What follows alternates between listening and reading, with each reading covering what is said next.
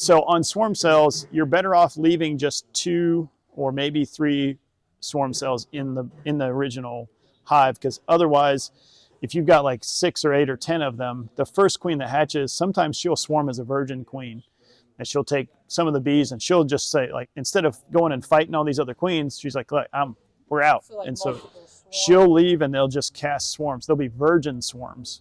And then whichever queen decides to stay and kill off the rest of the queen cells, then she will go on a mating flight. But that's how you can end up with a bunch of virgin swarms, which are just annoying and difficult. So you're better off killing. Going back through it. Yeah. Especially in an emergency situation, they'll make 15 or 20 swarm cells.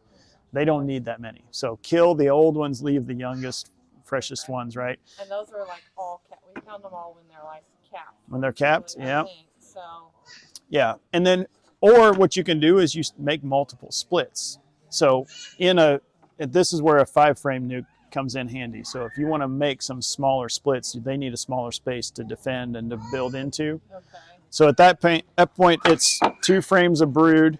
So just like this, you've got a large section of brood, and then they'll hopefully have some pollen and some nectar and some honey around there.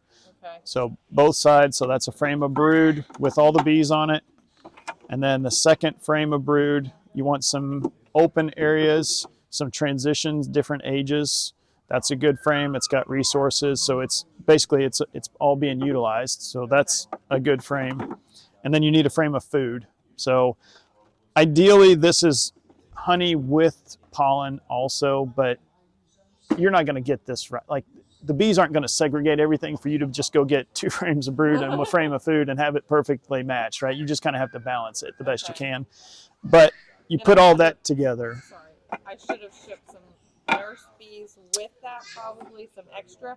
Right. I gave them overnight to let them come back up to the frames. Yep. Like, I shook them all down and I let them come back up. So you'll have all the bees that are on here, but how far away did you move that? 3.3 miles. Yeah, okay. So you moved it far enough that, all the bees in the box are going to stay in the box at that point, right? I still try to shake some extra nurse bees just because I want to front load, especially when I'm doing this with queen cells. So hopefully one of these frames, like if you've got a bunch of queen cells, one of these frames is going to have the queen cells on it. And I like to... They were up here. I guess they had... Were they drooped down? Were they crook, like a bent noodle? They were very straight. I got a picture of it. Yeah. Because if you tell me that they're not actually swarm cells... No, they're they're good? Yeah. Okay. Those are swarm cells. So